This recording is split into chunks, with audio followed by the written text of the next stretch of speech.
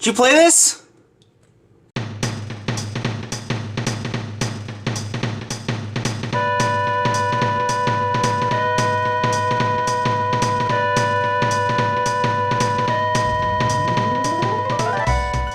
Good things come in pairs, which is why you're getting back-to-back installments of Did You Play This?, the video series where I look back and reflect on games from my childhood that time forgot. This is actually a pretty special episode for me because today's game is Maui Mallard in Cold Shadow for the Super Nintendo.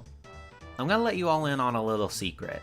When I came up with the idea for this series, this was the game I was thinking of as a sort of poster child. Some of my earliest memories I associate with this game, and for a while, I had completely forgotten what it was called. It came out in 1997 when the N64 was in full swing, so it had fallen into relative obscurity. But the images of the game in my head were so vivid, I knew it when I saw it online years later. But until this video, I had yet to replay it since the time I actually owned the cart, which is a little shy of 20 years ago now. And for the first time, I actually beat it too. I've held off on talking about this game until now because I wanted to get it right, so to speak. And I'll start by going over the elephant in the room. Who the hell is Maui Mallard? You see Disney Interactive before the title screen, and this duck character looks surprisingly familiar.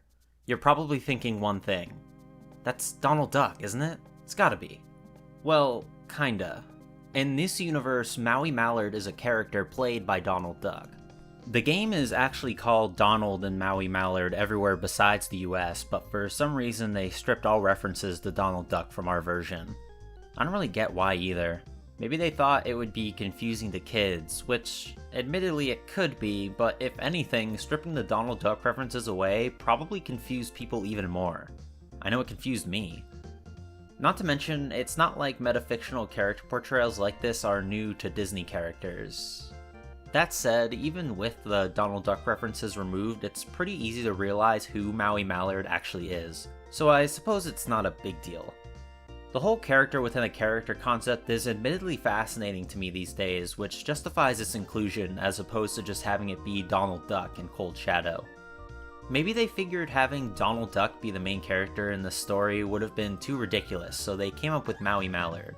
Speaking of, what happens in this story exactly anyway?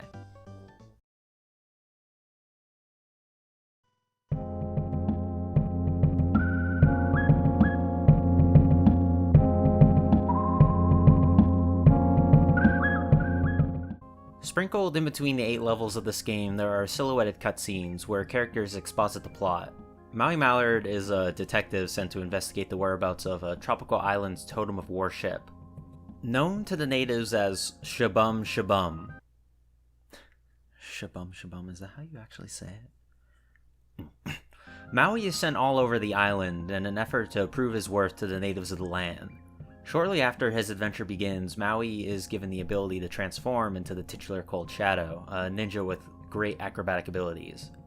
Maui eventually proves he is worthy to the natives and discovers the location of the idol Shabum Shabum, defeats the evil witch doctor, and gets a kiss to boot. All in all, not bad. The story in this game is pretty minimal, which I wouldn't consider a good or a bad thing, just a sign of the times, really. I will commend these cutscenes though, they look so great, and the level names really drive the point home that this is supposed to be some sort of detective serial. I did get confused a few times and wonder who it was that was talking though. I don't think Maui ever says a line in these, but there's this line in particular that might be him talking. That's really the only complaint I have, and it's a nitpick.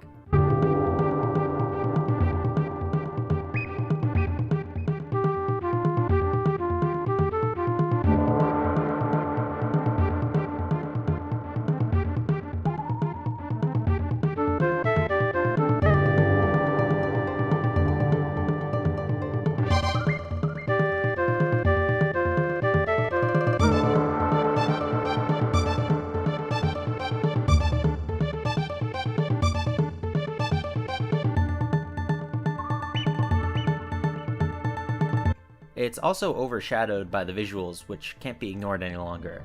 Look at this game. It's incredible looking. This shouldn't come as much of a surprise though, considering this was an incredibly late addition to the Super Nintendo library and was developed by Disney Interactive, who were responsible for the also incredible looking Aladdin games. but I think the fascinating part about this is how these graphics were done without the aid of any additional chips. A lot of graphically impressive Super Nintendo titles have the aid of extra chips inside of the cart to get a little more juice out of the aging Super Nintendo hardware. Not Maui Mallard though. You can tell that there were certain shortcuts used so as not to require any additional chips, like how Cold Shadow's gi and headband will change colors based on the location he's in. This is likely because of the limited amount of colors they could show at one time. This specific thing isn't that big of a deal for me, but I think the limited amount of colors they could show lead into one of the issues I have with this game, and believe me, this game has issues. The environments, while very pretty and varied looking, I feel help me lose track of where Maui is. Couple that with the loose camera that changes directions every time you turn around, and it can be a little disorienting to play this game. At least at first. After a while I managed to get the hang of it, but I'm sure this could turn off a lot of people.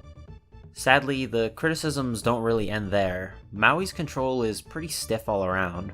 Unlike other platformer characters who have some momentum when you stop moving them, Maui stops on a dime as soon as you let go of the D-pad. The more you play, the more you'll get used to it, but I personally never got the hang of it despite beating the game. The button layout for the controls are a tad unusual as well. A is your fire button and B is your jump button by default. X and Y are used for other abilities. The options menu lists them as power up and special respectively, but I found these names to be unhelpful in what they really do. Power up transforms Maui into Cold Shadow, which I suppose is a power up, but I think calling it transform would have cleared up any confusion. Special I have less qualms with, but since it's only used for Cold Shadow's wedge move, maybe it should have just been called that. This button layout isn't exactly something I'm comfortable with too. If I can, I'll always try to make it so jump is B and the attack button is on Y.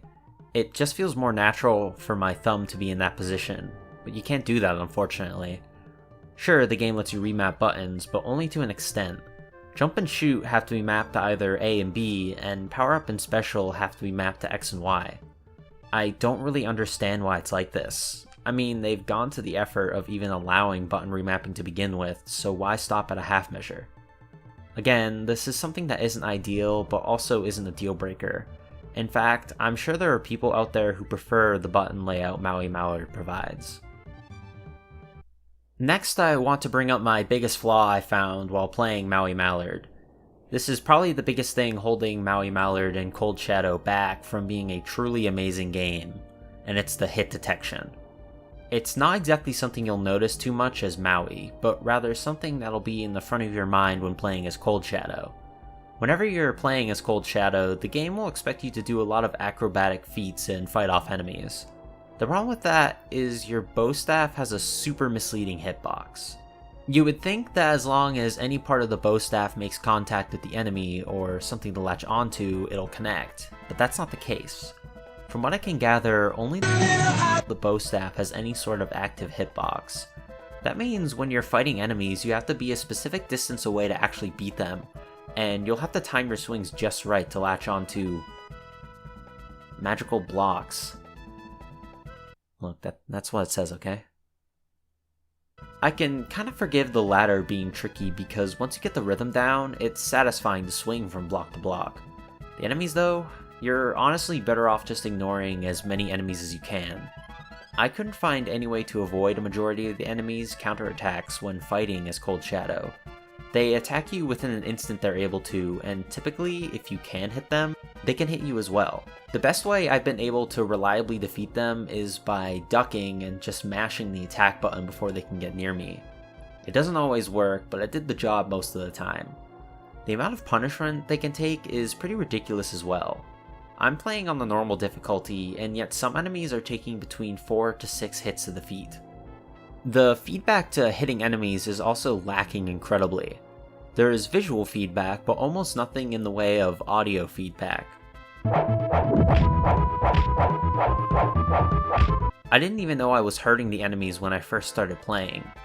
The enemies pack a bit of a punch sometimes too, so it's not uncommon to just die in a stick battle like you're some elementary school kid during recess. I think the designers knew this was a bit of an issue because scattered around with the loot, there are also a ludicrous amount of health pickups and upgrades. but that's really more of a band-aid than an actual fix. It's a shame combat isn't more satisfying, because if it was, the character of Cold Shadow would be incredible to play, as opposed to just pretty good. Speaking of the loot, let's talk about that. At the beginning of each stage, you're given a percentage of the loot that you need to collect before the stage is completed. Reaching the end of a level with the required percentage or higher will grant you access to the bonus stage, which if you complete, gives you a password to save your progress. It's pretty crazy to me that such a late-era SNES title was still using passwords, but they're not that hard to write down, and the game itself isn't exactly that long either. The loot system itself, I think, is a cool idea, rewarding the player for exploring the levels extensively. The loot requirements have a nice balancing act at play as well. If you're dedicated to exploring the levels the best you can, you won't have a problem reaching the requirement. The closest call I had was when I just barely made the requirement on the penultimate level, but considering it's the second to last level, I think it makes sense to barely scrape by in that regard. Finally, I want to talk about what is probably the best part about this game, something that's even better than the graphics, and that's the score. Considering the competition, I think it would be fair to consider this soundtrack in the top 20 or so Super Nintendo soundtracks. The music is credited to a few people. For this particular port of the game, you gotta be fucking kidding me, Steve Duckworth converted the music done by Patrick Collins and Michael Giacchino. Now, Patrick Collins doesn't have a lot of credited works under his belt, but you might recognize Michael Giacchino.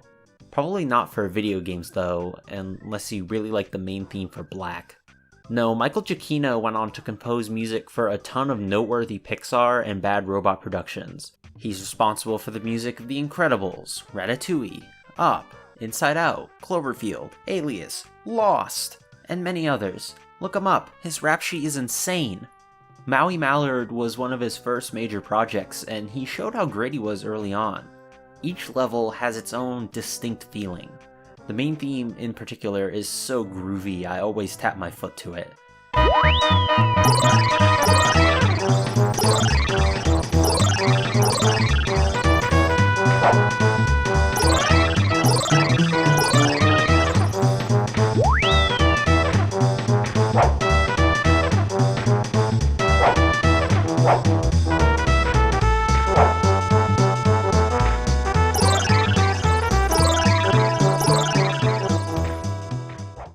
So in a rare case for the series, I actually ended up liking Maui Mallard after all these years. It wasn't without its flaws to be sure, but the amount of creativity on display with this game is palpable. This is definitely a game you'll want to check out, if you haven't already. I kinda wish that Disney did more with the Maui Mallard idea. They even tease that he'll be back in a future game, but none such game exists. I think it's a shame, because this is a game that could have been improved upon heavily in a sequel. Maybe a pseudo 3D title for the N64, PlayStation, or even...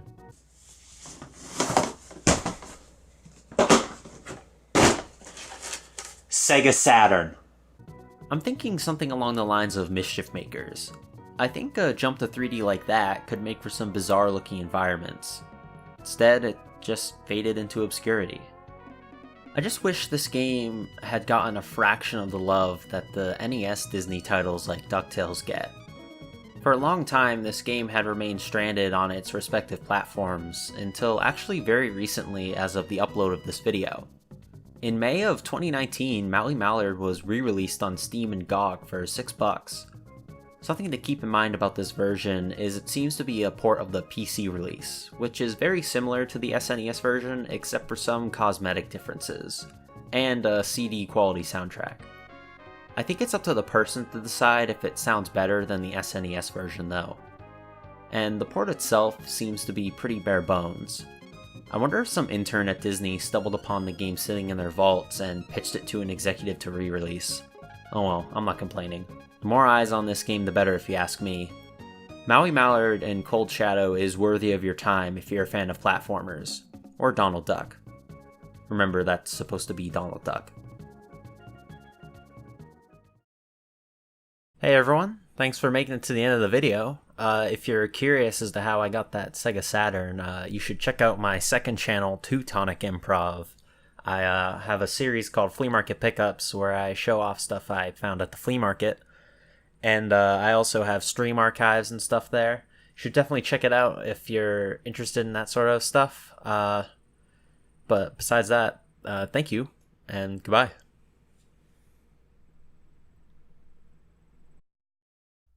Next, I want to bing. Oh my, bing up.